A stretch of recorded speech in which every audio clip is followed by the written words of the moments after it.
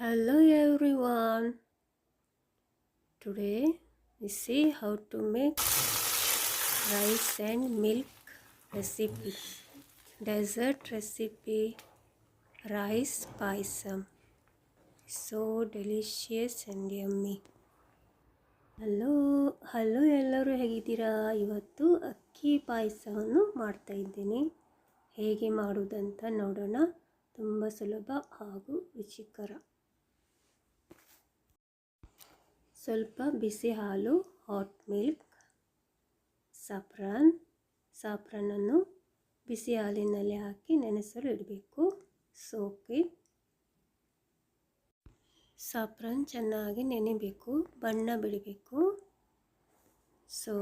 ಮೊದಲಿಗೆ ಅದನ್ನು ಹಾಕಿಟ್ರೆ ಸರಿಯಾಗುತ್ತೆ.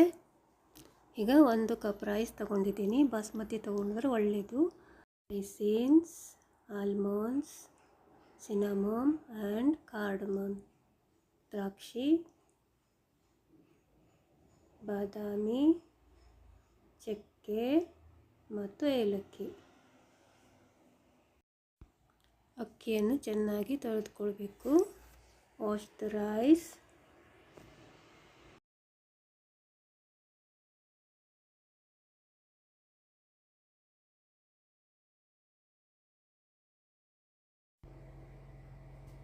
ಒಂದು ಲೀಟರ್ ಹಾಲನ್ನು ಬಿಸಿ ಮಾಡಿಕೊಳ್ಬೇಕು.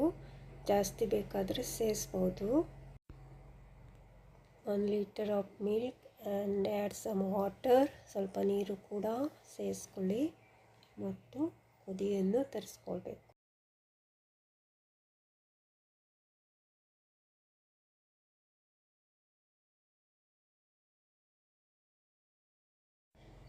ನಾವು ಆ್ಯಡ್ ದ ವಾಶ್ಡ್ ರೈಸ್. ತೊಳೆದುಕೊಂಡ ಅಕ್ಕಿಯನ್ನು ಸೇರಿಸಿ ಚೆನ್ನಾಗಿ ಬೇಯಿಸಬೇಕು. On low medium heat. ಸಣ್ಣ ಮೀಡಿಯಮ್ ಉರಿಯಲ್ಲಿ ಬೇಯಿಸಬೇಕು. ಏಲಕ್ಕಿಯನ್ನು ಸೇರಿಸಬೇಕು. ಸಿನಮಮ್ಮನ್ನು ಸೇರಿಸಬೇಕು. ಚಕ್ಕೆ ಏಲಕ್ಕಿಯನ್ನು ಸೇರಿಸಬೇಕು.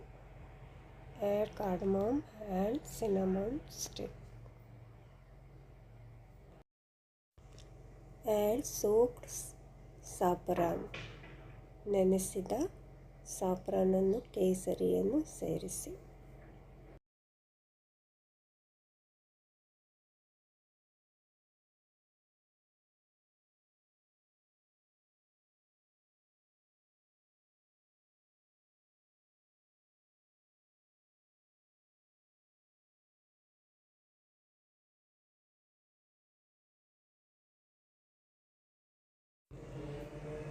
Add some more hot water. ಸ್ವಲ್ಪ ಬಿಸಿ ನೀರನ್ನು ಸೇರಿಸಿ.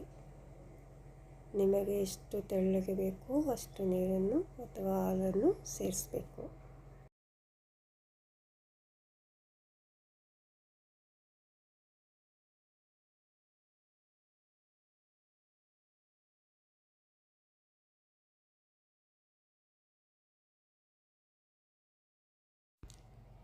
ಕರಡುತ್ತಾ ಇರಬೇಕು, ಇಲ್ಲಂದರೆ ತಳತಾಗುತ್ತದೆ. ಈಗ ಸಕ್ಕರೆಯನ್ನು ಸೇರಿಸಿ. Add sugar. Keep stirring.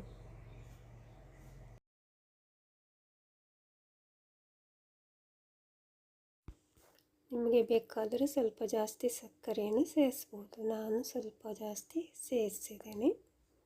ರುಚಿಗೆ ತಕ್ಕಂತೆ ಸೇರಿಸಿ, ಇನ್ನೂ ಜಾಸ್ತಿ ಬೇಕಾದರೆ. ನೋಡಿ, ಈಗ ಚೆನ್ನಾಗಿ ಬಾಯ್ಲ್ ಆಗಿದೆ. ಅಕ್ಕಿ ಕೂಡ ಚೆನ್ನಾಗಿ ಬೆಂದಿದೆ. ಪಾಯಸ ರೆಡಿಯಾಗಲು ಸುಮಾರು 35ರಿಂದ 40 ನಿಮಿಷಗಳು ಹಿಡಿದವು.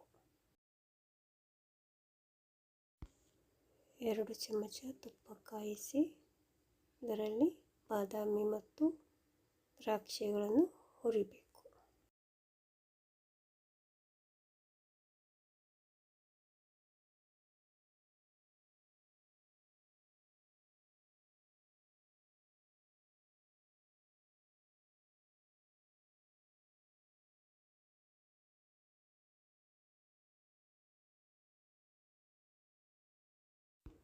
ಈ ಥರ ಚೆನ್ನಾಗಿ ಫ್ರೈ ಆಗಬೇಕು. ದ್ರಾಕ್ಷಿಗಳು ಈಗ ಉಬ್ಬಬೇಕಿದೆ. ಪಾಯಸಕ್ಕೆ ಹೀಗೆ ದಪ್ಪ ದಪ್ಪ ಆಗಬೇಕು. ಈಗ ಇದು ರೆಡಿಯಾಗಿದೆ. ಇದನ್ನು ಪಾಯಸಕ್ಕೆ ಸೇರಿಸ್ತೀನಿ.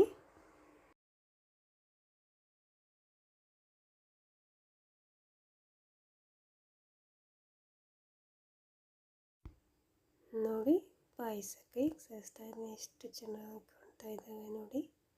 ತುಂಬ ರುಚಿಕರವಾದ ಸ್ವಾದಿಷ್ಟವಾದ ಅಕ್ಕಿ ಪಾಯಸ ರೆಡಿ ಆಯಿತು. Thank you for watching.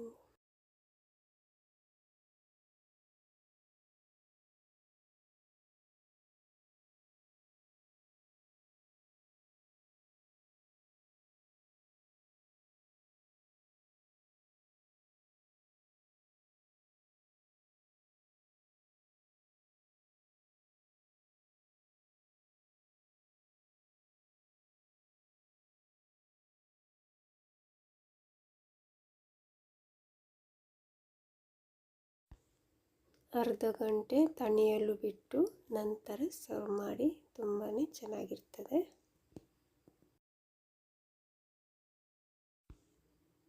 Yummy delicious payasa is ready.